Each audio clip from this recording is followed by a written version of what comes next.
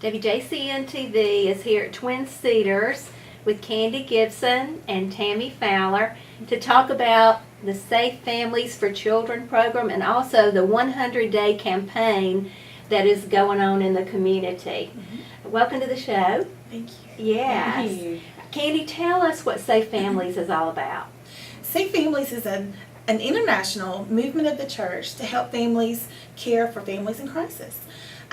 Safe Families recruits and trains volunteers through the church to care for children while parents are going through crisis. They support and encourage the parents while they care for children in their homes. Yes, and so how long do the host families normally take care of children in need? Our parents are not abusive parents. These are just short-term respite type situations, maybe a couple of days to a couple of weeks, sometimes a couple of months. Very rare do we receive a call for long-term placement, but the host families will know exactly how long those placements will be when they volunteer. Okay, and so you recently started a 100-day campaign. Tell me what the goal of that campaign is.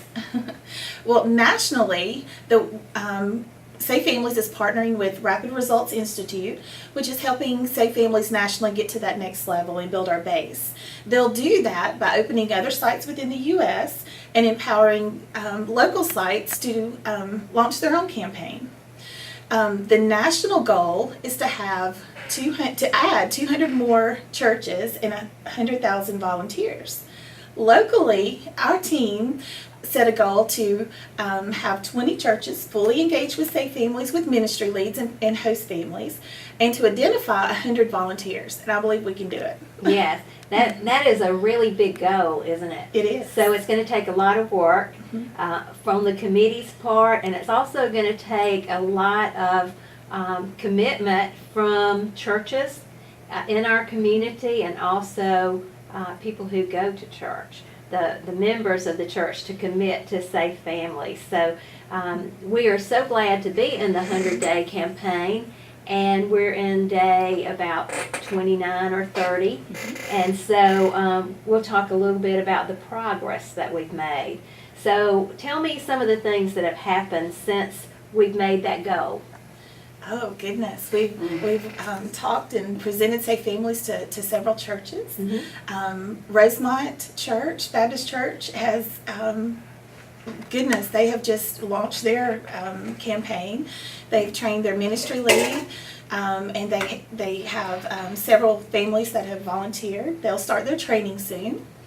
Clearview Church has launched their own campaign as well. They have their ministry lead identified and a couple of host families that will start training soon as well. Our team has just brilliantly worked together to set our goals and our plans. They have a Jammin' in July event that they've just amazingly put together in a very short time.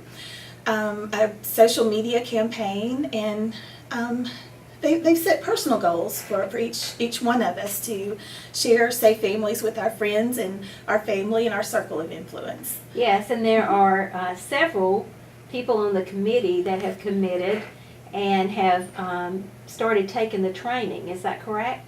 Yes, ma'am. Yeah, that's great. Okay, tell me how Safe Families came to Trick County.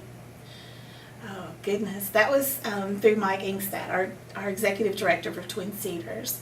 He was in a meeting hearing Dr. Anderson speak about Safe Families, and he just was passionate about the goals and the mission of Safe Families, and knew that Trick County would benefit from the ministry of Safe Families. He also was connected with Casey Foundation, which is funding Safe Families.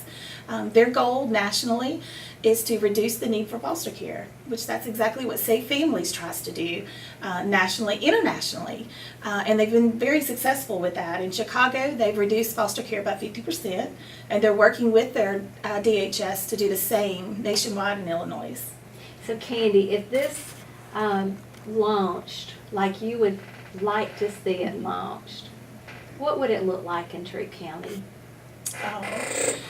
It would involve every Christian doing a piece of the work of hospitality.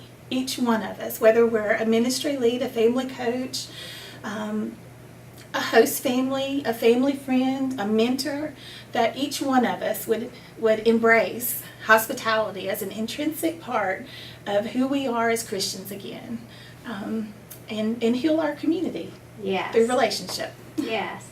Okay, and Tammy, I know that you go to New Community Church and you work with the children there. I work with children and youth. I'm all over. Oh, okay. And you have such a heart for children and youth. I do. Tell me what attracted you to the program of Safe Families for Children. When Pastor Lamar and I came to hear the first spiel of Safe Families for Children, and Candy mentioned that biblical hospitality, that just, it grounded me and it caught my heart, because that is our job. And we forget that as a church. We forget who we are and what God created us to do at times. And I think that Safe Families is kind of bringing that back around to put the responsibility of taking care of our community in the church's laps. It is not the government's job to take care of our community. It is the church's job to take care of our community. And just the fact that these children could, not have to go from foster care to foster care to foster care while mom or whoever needs a little break, just touched my heart. I mean, when she told the story of just a grandmother needing to go to the hospital and she's got these children and no one else to take care of them, and that they may have to go to foster care, the idea never occurred to me. And I don't think the public realizes the need. I don't think they realize that some of these children in foster care are not from abusive situations. They're not from terrible, terrible situations. They're from things that happen in everyday life, and they can happen to you. If you're new in a town and you don't have any family here and your family cannot get to you, it can happen to you. And, That's right. And so that just really, really, caught my heart and said, we've got to fix this. We have got to fix this. So New Community Church was one of the first churches to grasp hold to Safe Families for Children. And we appreciate that in the community, because it seems like, once one church grasps hold, that's easier for other churches to say, Right. oh, this is a creditable program, this is something that we can do, and also New Community's doing it, so we can do it too. That's right. So we appreciate that in you. Now, I know that you were on the planning committee for the Jammin' in July event that's going to be held on the square. That'll be on Friday, July the 27th. Yes, I'm so excited. It's going to be so much fun. From 6 to 8, right? Yes. Okay, tell us about that event. There's going to be 2 bands. We're going to have some music, and you can dance if you want to. I'm just saying. And there's going to be a little bit of food there. Yes. And bounce houses, and just all kinds of real family fun. And it's not a benefit. It's not a fundraiser. It is just to bring awareness to what Safe Family needs and what it means and how you can help. Yes. All right, and also know that the LaGrange Police Department is going to have the drug dog up there. And the fire department's going to have the truck. It's just so many things, and every day something is added. So I don't want to say too much, because there's just something added all the time, and so many wonderful people are working together to put this event together, and they're doing an awesome job. It's just amazing. Yes, and so the 808 band is going to be there. They are. Yes, and do we know the name of the other band? I don't know the name. It's Greg McElroy, I think, is the name? the lead of the band. So Yeah, so it's really good music though. So it'll be Yes. fun, and that's on Friday night, yes, July the 22nd, from 6 to 8. 6 to 8. It's going to be great fun. It really will. Yes. All right, Candy, is there anything that you've thought of that you want to make sure that the people know before we we go to a section where we will actually see a host family and a parent who's had their children hosted, and we will look at that interview and see the effectiveness of the program. Is there something that you would like to sign off with? Oh, thank you. Sure. Just to let people know that our parents are not abusive parents. They're just families that don't have anyone to call in situations that you and I would call a family friend or someone that we know. They're very short-term placements. And this is biblical hospitality. It's God's plan for helping children and families in need. It's through relationship. Change is done through relationship. And what a better relationship than to have a Christian family sharing the love of Christ and taking care of children in a safe environment. Yes. All right, so we're about to go to the section where we'll show you a host family with someone who has been hosted. And as you watch this, I'm sure your heart will be touched, and we want you to get involved with Safe Families for Children and to see us on the square on Friday, July the 22nd from 6 to 8. We're here with Gloria Bailey, who came to Safe Families for Children when she had a need in her family, and also Whitney Humphreys, who is a host family for Safe Families for Children. And we're just going to talk to them a minute about their experience with Safe Families. Gloria, how did you find out about Safe Families for Children? Well, I worked with Twin Cedars, and one day Candy Gibson, she came to speak with us about Safe Families, and I thought that's a great program when she was telling us all about it, and I said, it took me a month, and I decided to use Safe Families. Yes, so you had a need in your family, I did. and you needed a time where you could leave your children with somebody you trusted. Is that right? I didn't know the host families, but Candy informed me that they were background screened and that they had to come back checked and that everything was going to be okay with them. So I trusted her because she was a part of Twin Cedars, and I knew what Twin Cedars was since I worked there, and I decided, let's go for it. Yes. Because I wanted a better future for me and my kids. Yes. And so tell me, how did that work? At first, the experience was an experience, but it was an awesome experience, and I'm glad that the people that were given to me, I'm glad I was able to go through the situation with them to better myself and my kids. So you were able to still keep your relationship with your children and see your children when you wanted to see them, and still have a safe place for them to stay. Yes, ma'am. I could call no matter what time. I could say, could we meet over here? They would come driving up, smiling, children would be happy, hey, Mommy, and they were smiling. They gave me a hug, and they kept reassuring me that everything's going to be okay, that I was going to get through my situation, and that everything was just going to be fine, and that they were going to continue to be there for me. How long did it take you to get your feet back on the ground? It took me approximately like 2 months and 2 weeks, and they stood by my side the whole time. I went through my birthday, Christmas, Thanksgiving, and Safe Families were there. Like, I was at work on Thanksgiving. Whitney brought me a plate. She's like, here's some Thanksgiving dinner. I was like, thank you. Oh, how sweet. And, they took care of my kids, and, I was still there. They still knew I was Mommy, but they knew that I was coming back and that I was there every week. So it wasn't like I wasn't there. I'd still see them, still call them. They would send me pictures every day. So that's what made me feel good about the whole situation. Yes. And so you formed a relationship with that family, right? I did. Yeah. We actually went swimming on Monday at the house, and everybody was there. We all enjoyed it. We go to church together. I go to Bible study with them. We always meet up. Somewhere like, y'all want to meet at Chick-fil-A, or we got to get the kids together, or anything. We always meet up. So. Yes. Now, where do y'all go to church together? Fountain Church. Fountain Church. Yes. It's kind of new. Yeah. Good. They're in. Yeah. Okay. So, Whitney, tell me what this experience was like for you. Oh, it's been a great experience. I don't have words to sum it all up.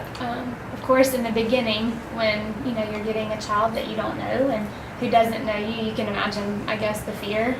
In the beginning, for both parties, for the child and for us, taking a new one in. And as you can imagine, 2 different homes, 2 different sets of rules and everything. It was an adjustment period in the beginning. But from the beginning, Kinsey was precious and so loving and so easy. She slept well, she ate well. I mean, she was a fabulous child, and I couldn't have asked for a better kid to have for our placement. And I mean, challenges as you can imagine, just adjusting to life, with a new person, a new part of your family. But it was a great experience, and I wouldn't trade it for anything. Yes. Yeah. Now, so tell me, who makes up your family? My husband Jacob, Uh-huh. and we have 2 children. One, Oakley, is 6, and Asher is 3. Yes. Yeah. And so, how did the children adjust? Well, Oakley is a little mama anyway, Uh-huh. and so to have a 1-year-old baby to mama even more than her brother would allow was fabulous for her. She was in heaven. And Asher, he took some adjusting. He just kind of stood back for a long time and just kind of watched and didn't really dive in and get down and play really quick with her. But after a couple of weeks, it was just like, yeah, she was his sister and he was his brother, and they would fight just like brother and sister do, and then play like brother and sister. So it was Yes. good. So, would you recommend this experience for other families? Absolutely. Okay, what would Yeah. you say to somebody who might be considering becoming a safe family for children? I'm saying if you're considering it, then it probably means that God's put that on your heart for a reason. And just to continue considering. And if He says go for it and do it. And we know from His Word that He's already said, go be hospitable, open your homes to strangers. And so I say go for it. Yes. Absolutely. And we're all Yeah. family anyway, right? Right. Yeah, so it's just nice to open your home to other people Mm-hmm. and to help them share in the blessings that the Lord has given you Okay. and receive from the blessings that they are in the Lord. And Absolutely. okay, we're back with Candy Gibson and Tammy Fowler. And Candy, tell us the different levels of participation that the churches can have if they choose to. Okay. The first level is a participating church. That's a church that may not have a ministry lead, but they allow us to come in and just share safe families to recruit host families. That's one level. The second level is a lead church. That's a church that fully embraces safe families as one of the ministries of their church. They identify a ministry lead, they have a family coach, and they recruit host families and train them. And then you have the community lead church, which there may be several churches in our community that may want to do that. Community lead churches not only fully embrace the ministry of safe families, they also support the host families that are in the participating churches, because they'll need a ministry lead and a family coach Yes. to support them. Yes.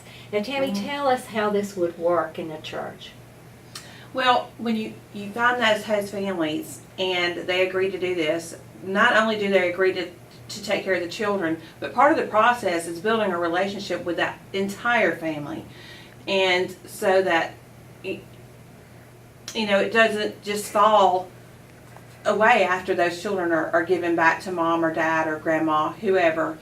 And you kind of, if they're in church, you kind of mentor them and walk with them through life and just, build that good relationship with them to teach them maybe skills they didn't know, or bring them into the church, or introduce them to a life with Jesus. Or, so many of our families that are placing their kids in DFACS or foster care just don't know any better sometimes, and because of the way they were raised, it's generational. And I think that if we could fix that, so many of our problems in our community would just go away, just disappear. And love, grace, and mercy goes a long way.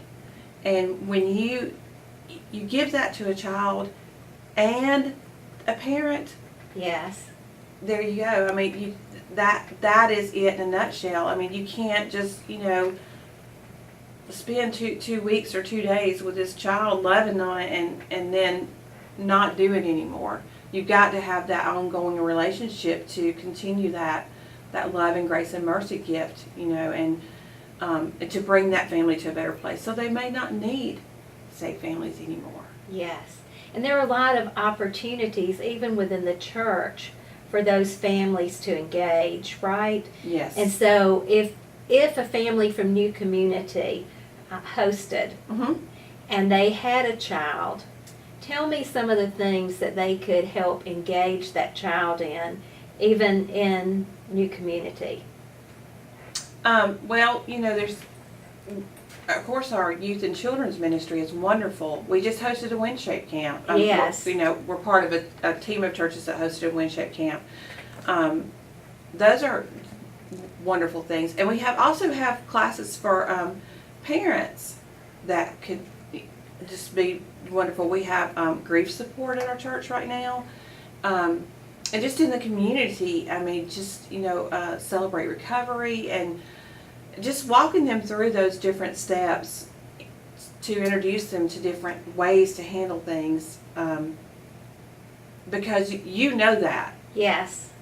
but not everybody does, and it's just, it's amazing that all these resources are out there and we're blind to so many of them. That's right. And I know, even through the jail ministry, when I've talked to women who are in jail, sometimes they are in danger of losing their children to foster care. And we talked about safe families in jail, and they're like, we want to do that. Right. I mean, we want to send our children to a home that is safe.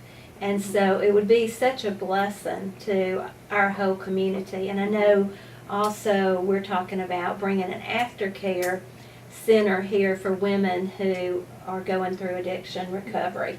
And that is an opportunity that we'd love to expand with safe families, having families that those ladies could leave their children with while they get the recovery that they Right. need and get their feet back on the ground and be able to come out of the recovery and the aftercare strong and have the support that they need in our community. Right, and it's cutting off a generational issue that I know that Troup County has. We have people that are living in the projects generation after generation after generation, Yes. and they honestly don't know that there's a different way. I don't want to say a better way because maybe it's not, but there is a different way. And I think that Safe Families is part of introducing those different ways. A better way. And we talked about, Safe Families, but just because you're a Christian doesn't mean exactly you're a Safe Family. So Safe Family does do total background checks on everybody, and Katie might Yes. know a little bit more about that, but so don't, we're not just assuming just because you're in a church that you're just this incredible safe family. Candy takes care of all that for us. Yes, it's a real reputable program, and it's supported by Twin Cedars, and so it also ensures the church, if there is Yes. anything that happens, then the obligation goes back on Twin Cedars, and so it's a really good. And that's a safety net for the church, and one of the reasons that, it's kind of a hard program for me to say no to. Yes. How could, you've got this awesomeness going on here, and then you've got the safety net here, and so it's a no-lose situation. It's Yes. a win-win for everybody. It's for the kids, for the parents, for the host families, for the church, for our community. And you can't get any better than that. That's right. So we just encourage you to get involved in Safe Families, to learn more about the Safe Families program, and to see how your church and your family can bless this community and bring it up to even a higher level than it functions on now. Thank you for watching.